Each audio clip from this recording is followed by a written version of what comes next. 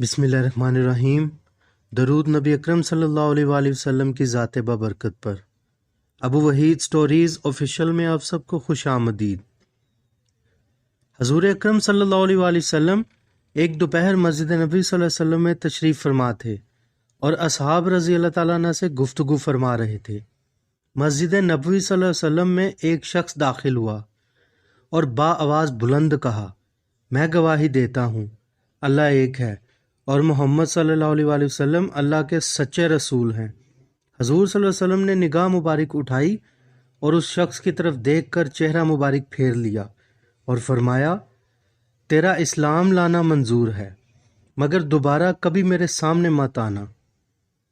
आखिर वो शख्स कौन था जिसके इस्लाम लाने पर भी नबी अकरम सल्लल्लाहु अलैहि वसल्लम नाराज और गमगीन थे? उसने ऐसा क्या काम किया था और उसकी मगफरत कैसे हुई? चलिए जानते हैं। ज़माने जाहलियत में अरबों के दस्तूर में घरों के लिए ग़ुलाम खरीद कर रखे जाते थे।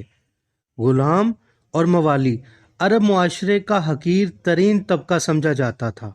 ज़्यादातर ग़ुलाम अफ्रीका से लाए जाते और मजाजी तौर पर इनके आका इनके खुदा बन जाते थे, क्योंकि ग़ुलामों की गलती पर इन्हें सीधा मौत भी दे दी जाती थी, जो कि मामूली अमल समझा जाता था।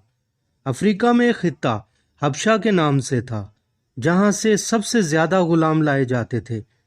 उन्हीं ग़ुलामों में से एक ग़ुलाम जिसका नाम वहशी बिन हर्ब था और वो जेर नामी अरब सरदार का ग़ुलाम था और उसे नेज़ाबाजी की हैरत अंगेज़ महारत थी। यही वजह थी कि जीर उसे किसी के आगे कभी फ़रोख्त नहीं करता था। जब नबी अकरम सल्लल्लाहु अलैहि वसल्लम ने ऐलान नबूवत फरमाया तो कुफ़ार आप सल्लल्लाहु अलैहि वसल्लम के ख़िलाफ़ हो गए और आप सल्लल्लाहु अलैहि वसल्लम के हामियों को तरह तरह से अजियत देने लगे, जिस वजह से 2 हिजरी में कुफ्र और इस्लाम की पहली जंग लड़ी गई, जिसे जंग बदर कहा गया। इसी गज़वा में मुट्ठी भर मुसलमानों ने कुरैशों की सफ़ों को धूल चटा दी और इसी जंग में अरबों के बड़े सरदार मारे गए, जिनमें अबू जहल, अतबा, शेबा जैसे गलीज़ों के नाम हैं। इन सरदारों को हजूर अकरम सल्लल्लाहु अलैहि वसल्लम के चचा हज़रत हमज़ा और चचा ज़ात भाई इमाम अली अलैहिस्सलाम ने वास्ले जहन्नुम किया था। बनु उमैया के मारे जाने के बाद मक्का की जिम्मेदारी और सरदारी अबू सुफियान के हाथ आ गई, क्योंकि बनु उमैया के मारे जाने के बाद अबू सुफियान की बीवी हिंदा ने साथ मिलकर कुफारे मक्का और दाएं बाएं के लोगों को उकसाना शुरू किया और कुरैश को फिर से जंग के लिए तैयार किया। ठीक 1 साल के वक्फे में ही कुफारे मक्का ग़ज़वा बद्र का बदला लेने के लिए तैयारी करने लगे, जिसमें कई जंगजू शामिल हुए।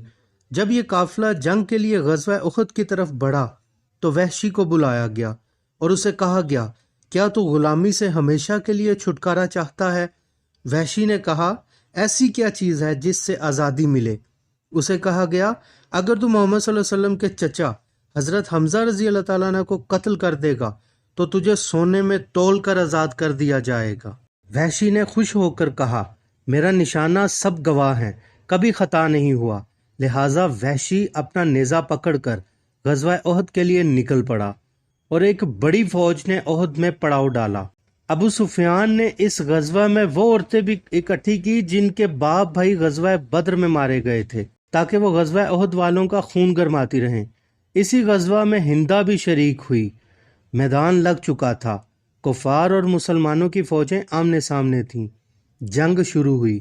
जनाब हमज़ा रज़ी अल्लाह ताला अन्हु के वार कुफ़ार के लिए बिजली से कम नहीं थे।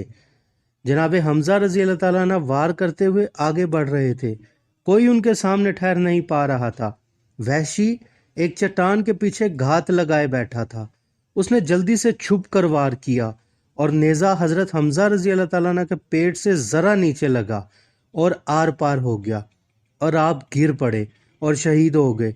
हज़रत हमज़ा की शहादत की खबर सुनते ही जंग बदलने लगी, कुफ़ार गालिब आने लगे, मुसलमान डगमगाते ही बहुत शहादतें शुरू हो गईं।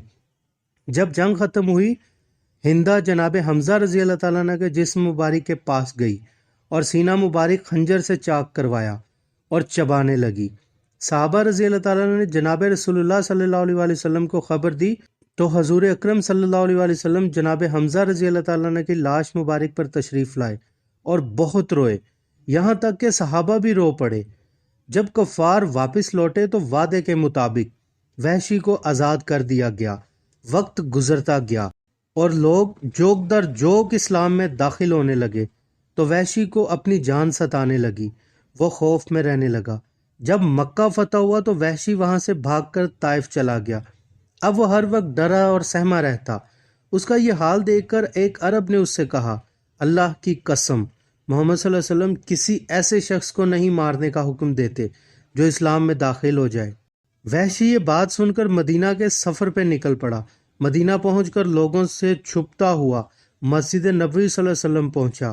سامنے ہی جناب رسول اللہ صلی اللہ علیہ وسلم تشریف فرما تھے۔ حضور اکرم صلی اللہ علیہ وسلم کے سامنے جا کر بلند آواز سے کلمہ حق پڑھا، جس پر رسول اللہ صلی اللہ علیہ وسلم نے ارشاد فرمایا، کیا تم وحشی ہو؟ اس نے کہا، ہاں میں ہی وحشی ہوں۔ حضور اکرم صلی اللہ علیہ وسلم نے فوراً حکم فرمایا وحشی کو کوئی قتل نہ کرے، اور فرمایا بیٹھو اور بتاؤ میرے چچا کو کیسے قتل کیا۔ وحشی نے بیٹھ کر پورا واقعہ بیان کیا۔ جب نبی رحمت صلی اللہ علیہ وسلم نے پوری بات سنی تو چہرہ انور پھیر کر فرمایا، اے وحشی میری نظر سے دور ہو جا۔ چنانچہ وحشی پھر کبھی نبی رحمت صلی اللہ علیہ وسلم کے سامنے نہ آیا۔